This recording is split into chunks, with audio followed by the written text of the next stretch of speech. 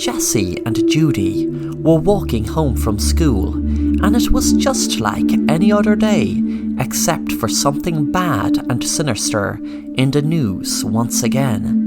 Once again, the news about the Japanese urban legend Tiki Tiki was in the spotlight after some poor girl was found murdered and her body sliced straight off at her waist, leaving her bleed to death while her legs lay on the train tracks. The legend began in Japan years and years ago. Nobody knows the exact year, but every so often these horrific murders happen. The Tiki Tiki got its name when a schoolgirl was making her way home from school one day, and she was said to have fallen onto the train tracks, where her body was cut in half by the train. She is known as an onryo, or a vengeful spirit who lurks in urban areas and around train stations at night. Since the girl has no longer a lower body, she travels on either her hands or elbows, dragging her upper torso and making a scratching sound or a tiki-tiki-like sound. If the girl comes across an individual, she will chase them and slice them in half at the torso, killing them exactly the way that would mimic her own disfigurement. The girls were chatting about the latest murder. Sarah said, "I know that people are talking about this silly legend Tiki Tiki, but no way is it that girl. It's some serial killer that is copycatting the legend. I bet he will get caught, and then people will see it's just some madman or mad woman," Judy said. "You don't know. It might be that girl. Actually, I believe it is that girl. It has to be. Why else would it be murders pop up every so often? I think we should walk home together from now on. It's not safe for us to be alone. Walking alone in this creepy train station? No way!" The girls waited anxiously at the train station. It was extremely quiet, probably due to the fact of the latest news of yet another poor girl having her body cut in two. The train was approaching, and the girls would be happy to get into it and get home. Suddenly, Sarah discovered her phone was missing. She said, "Oh no, my phone." She looked around and spotted it over by a bench. The girls got into the train, and suddenly Sarah was walking towards the door when the doors shut. She screamed as she had a fear overcome her whole body, knowing she'd be all alone in this creepy train station. Suddenly she heard a scratching sound. She put it down to her imagination, hoping it was her imagination, praying it was her imagination. She heard it again. She turned around and she screamed when she saw a girl with no legs crawling along the ground. Suddenly the girl gained speed. Sarah ran and ran, but the girl with no legs used a huge knife to slice Sarah in two. The Tiki Tiki noise stopped as the girl stopped, smiling down at Sarah, bleeding to death.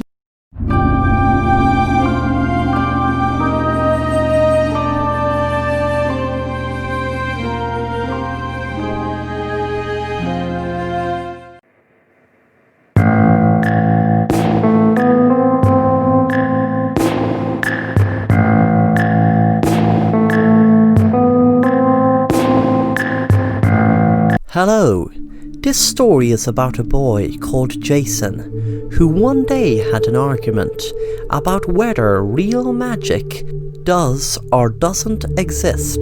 Jason told his friend Barry that it was just all tricks, but none of it was real magic. But Barry disagreed completely. Jason said, "You really expect me to believe that there are magicians that can really disappear and really fly from one city to the next by just flying like Superman?" Barry said, "I don't know what type of magic magicians can do, but I just know that real magic exists." Jason said, "Okay, so if you're so convinced real magic exists, why don't you just show me a real magician? Anyone?" Barry said, "Actually, I do. I can let you meet a real magician. Just don't let him know you don't believe in real magic. Don't ask why, just trust me. He doesn't take kindly to skeptics, especially when they're skeptical of him." 2 days later, they arrived at this fast food restaurant, and Barry was introduced to the chef, who was called the Magical Chef by his friend. The Magical Chef said, "Well, hi there. I don't usually talk about magic to people I don't know, but your friend there, Barry, is a great friend of mine, and any friend of Barry is a friend of mine." Jason smiled and said, "Well, I don't really believe in magic, but..." Barry coughed, as if to remind Jason not to let the Magical Chef know Jason doesn't believe in real magic. The chef said, "I'll get your usual, Barry, and I'll get your friend my speciality 4 Seasons pizza." The chef was making the pizza, with his blood boiling, knowing Jason didn't believe in real magic. He told himself he would teach him a lesson, that magic was real. When the pizza arrived, Jason ate it like it was the first meal he had in a week. When he walked home that evening alone, it got really sunny, like a scorching hot summer's day, which was strange because just minutes ago it was a nice spring day, but kind of cold. It suddenly got very warm, and the sun started shining like a really hot summer's day. Then a few minutes later he was passing trees, and all the leaves were falling off them, with the wind as if it just turned to autumn. Then suddenly it started snowing, like it was the middle of the winter. He was freaked out thinking of the name of the pizza, 4 Seasons, and wondered, was that the chef's magic? He rang his friend, and his friend told him, "I'm not going to explain nothing more to you, except that the chef is a true magician, like I said, because magic is real. I told you this all along. You just need to believe, and I told you, if he knows you don't believe his magic is real, if he is in a bad mood, he is liable to do anything. I've heard stories." A few days later, Jason went into a restaurant in his town. He got a flyer from a person on the street with a voucher for a free dessert with the meal. After his meal, he realized the free dessert was a delicious ice cream. He enjoyed every bite of it. The waitress said to Jason, "You sure enjoyed that, I can see." Jason froze when he realized it was the Magical Chef, and the dessert was called Death by Chocolate. He wondered, did the chef poison the ice cream? Thankfully, he felt fine. Jason was walking home when suddenly an ice cream truck ran him over and killed him.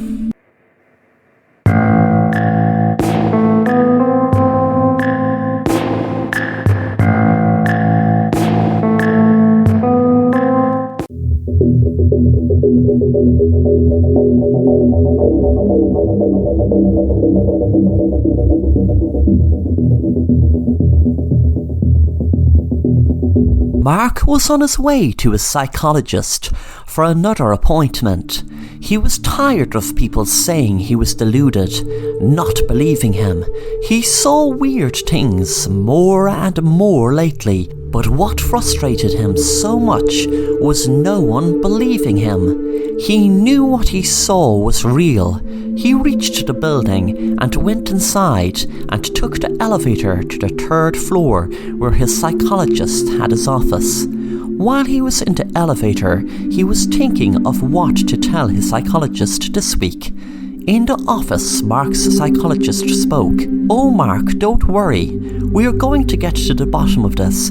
We just need to find out a few things about what happened in your past that might be causing these breaks in reality.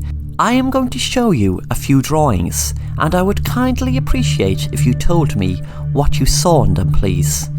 Mark's psychologist held up the first photo and Mark looked at it for a few seconds, then said, "I see a dragon." Then he held up another. "And what do you see in this one, please, Mark?" Mark yet again took another few seconds to look at it, and then said, "Some kind of alien." Mark was getting impatient with this exercise he saw many times in the movies, and he often wondered what it was in aid of. It was like it was just trying to find out, was the person crazy? And he knew he wasn't crazy. He knew he saw what he saw. The only thing is, why doesn't anyone believe him? He felt like if someone just believed him, maybe they would go away. His psychologist held up another photo. Mark took longer this time, and then said, "It's obviously a gun." His psychologist smiled and said, "Okay, Mark, this is going to take a while to sort out, but I can guarantee you that what you see is not real, and that's for sure." 30 minutes later, the session had ended, and Mark had left the building. His psychologist felt strange. He felt kind of faint. Then he froze in fear when he saw a dragon fly into the room. Then what looked like an alien came into the room. He screamed out in horror, but before his receptionist could come into the room to see what was wrong, a gun floated in the air over to his head, and then the gun went off. When the receptionist came into the room, she screamed and called the police, telling them he had shot himself in the head. Mark wondered why his psychologist killed himself, but he was relieved. His visions had stopped.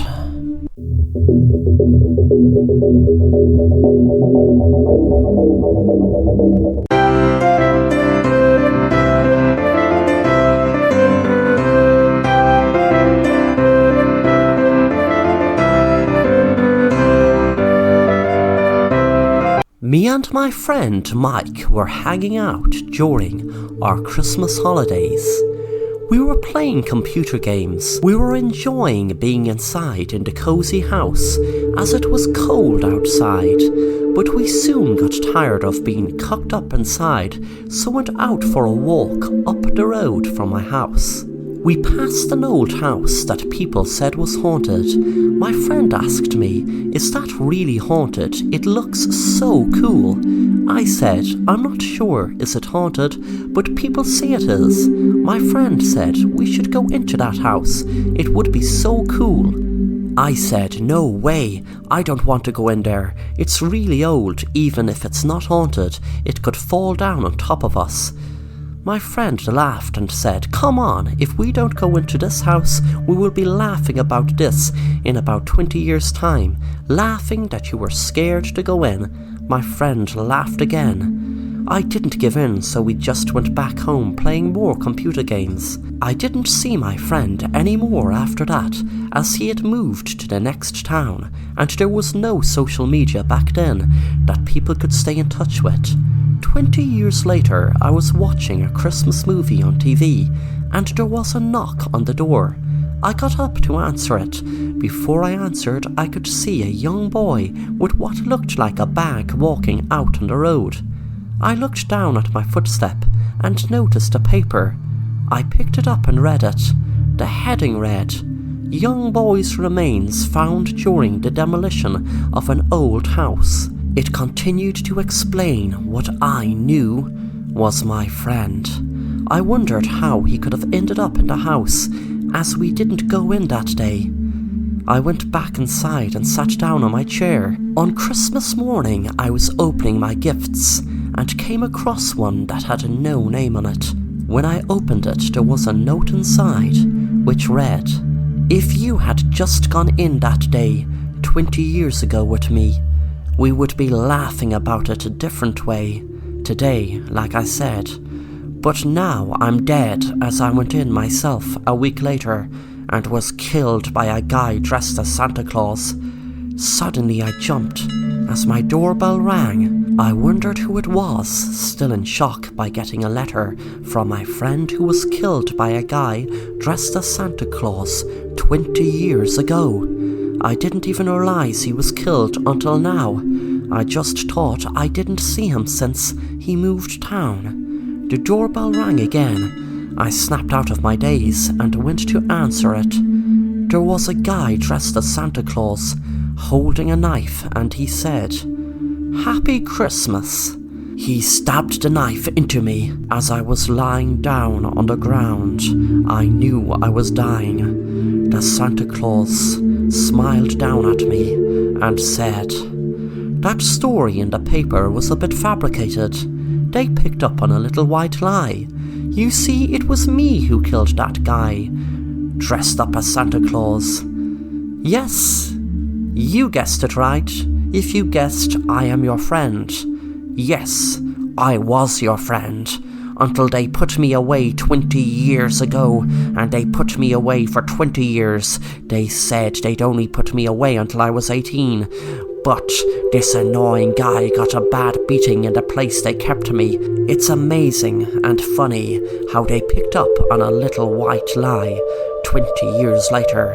But wait, you might ask what are the remains of the person killed there? If it wasn't me, then who is it? Oh, I better fast forward telling this story before you bleed to death before you hear the end. The remains, you see, were of me.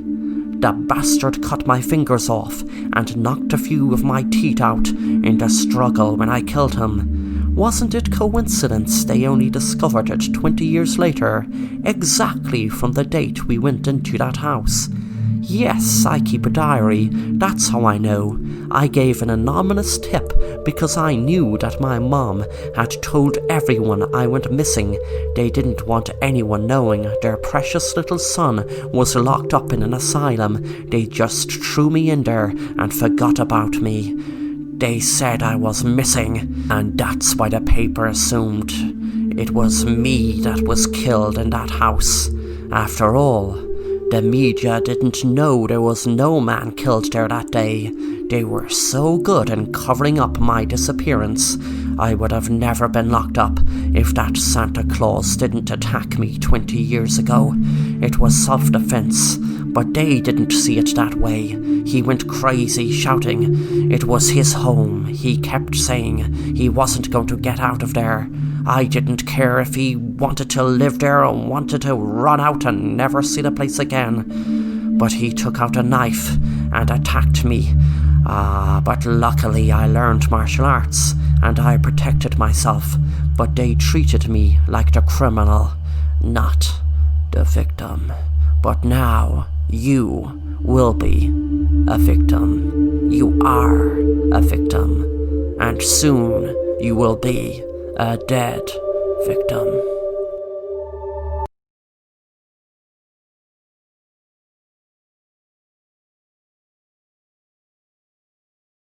Two weeks later, I was in a hospital and was shocked I was alive. A man was standing next to me and spoke. "Jake, I am your psychologist. I need to tell you something. For years and years I have been your psychologist, and I must say you're my most interesting patient. You suffer from something called a dissociative disorder and have a split personality. You often spoke about a friend called Mike growing up to your mom and me. But Jake, I can confirm you never had a friend by the name of Mike. Jake, this might be very hard for you to take in, but even though I have told you for years you had no friend called Mike, it was just like you forgot I told you a few minutes later. It was like you buried any memory of me or anyone telling you Mike wasn't real. It was the day you went to the haunted house. I got my first proof, and I'm sorry, Jake, but that is what had you committed to an asylum. It wasn't Mike who was in the asylum, Jake. It was you.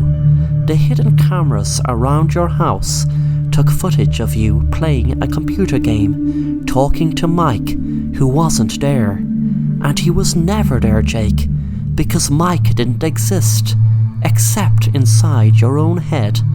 Mike is part of your split personality. That day, I followed you, filming you with my video camera. And Jake, I'm going to show you what I filmed.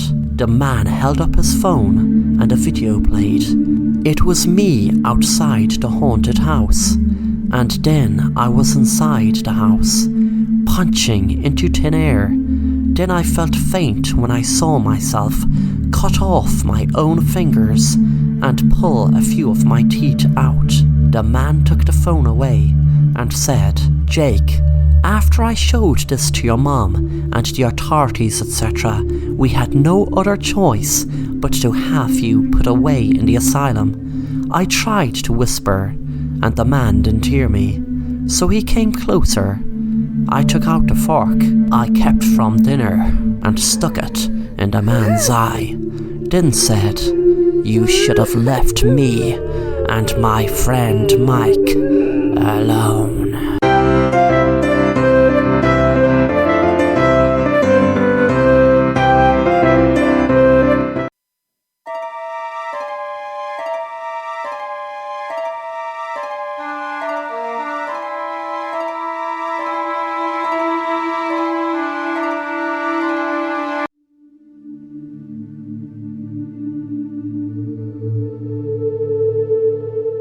Joe was walking down the street and a person bumped into him. He was a bit annoyed as the person didn't even apologize. When he got home, he saw his wife crying on the phone, saying Joe was drunk last night and walked in front of a car and died.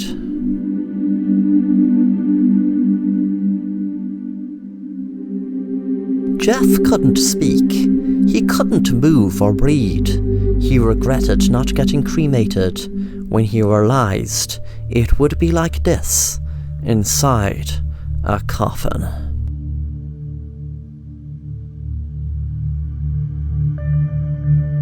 My wife asked me why I was breathing heavily. She realized I wasn't when she saw a man staring at her breathing heavily.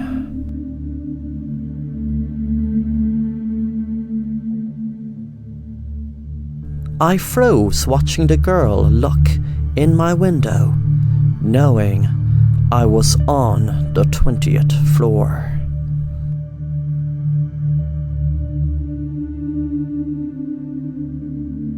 A policeman tells me on the phone my wife was found murdered in the woods, while I was looking at her grinning at me with leaves stuck in her hair.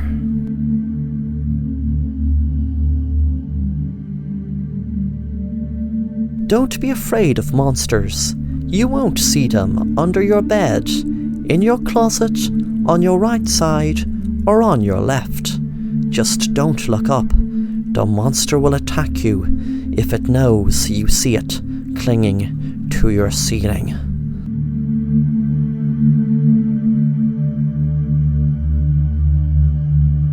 It has been a whole 365 days. I had been the last person on Earth. There was a knock on the door.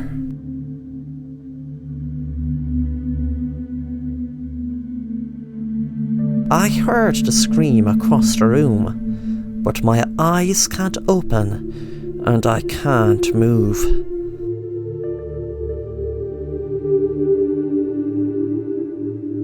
I love to sing in the shower. When I got out, I saw written on the mirror, "You have such a beautiful voice."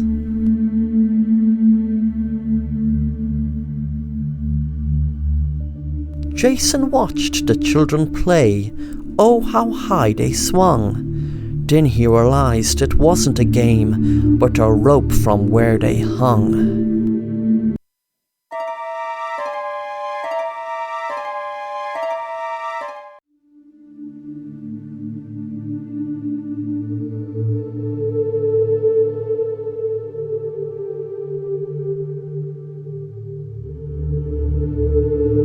Sarah was really excited to finally get a chance to work at her dream job, which was a model.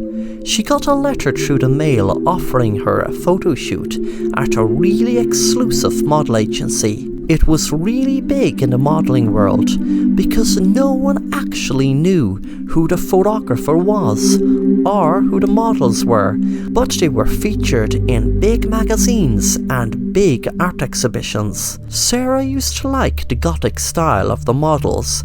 They were like mannequins, she used to think. Sarah received an email telling her what time the photo shoot was and the directions. She got a taxi to the photo shoot and she was so excited. She said to the taxi driver, "I'm really excited because I'm going to do a photo shoot for this really cool modeling photographer. His work is featured in huge magazines and very important art exhibitions." The taxi driver smiled. When Sarah got there, she was surprised when a man wearing a masquerade mask answered the door. She wondered was he the photographer and asked him, "Hello sir, are you the photographer?" He replied, "Yes dear, I am the photographer and you will become a very good model. Just sit in the room there and I will be with you in a few minutes. I'll make you a cup of tea. I just have to get a few last minute details done. Then I will take a very artistic photo shoot of you." The man gave Sarah the cup of tea and asked her to wait a few minutes while he got things ready for the photo shoot. When Sarah was in the room, she saw a few photos of a girl sitting down with flowers around her, and she thought it looked so beautiful. As she was waiting for the photographer, she was looking around the room. There was a curtain and she wondered what was behind it. Her curiosity got the better of her, so she went behind it. She jumped when she saw the girl in the photo was sitting still on the chair. She guessed it must have been a mannequin, but as she held her hand, she knew by how cold it was and the feel of it that it was a corpse. She jumped when the photographer was behind her. He spoke. Now, dear, why were you so intrusive to look behind that curtain? You have stumbled across my secret recipe to success. This is the true way of capturing true beauty. I kill my models just a few minutes before I photograph them, and they don't have violent killings. I just poison them with a cup of tea so I can easily move their facial expression to how I want it. You see, dear, they say a photograph captures a moment, but I capture a moment entirely, that moment of that person's last moment. Yes, I might take away their cup of tea and move them around a little, but still that pose for that photograph is their last moment. Sarah screamed. The photographer said, Now, dear, don't be like that. You were a very good girl to finish your cup of tea, I see." Sarah felt faint, and the man posed her in the chair for her photo shoot.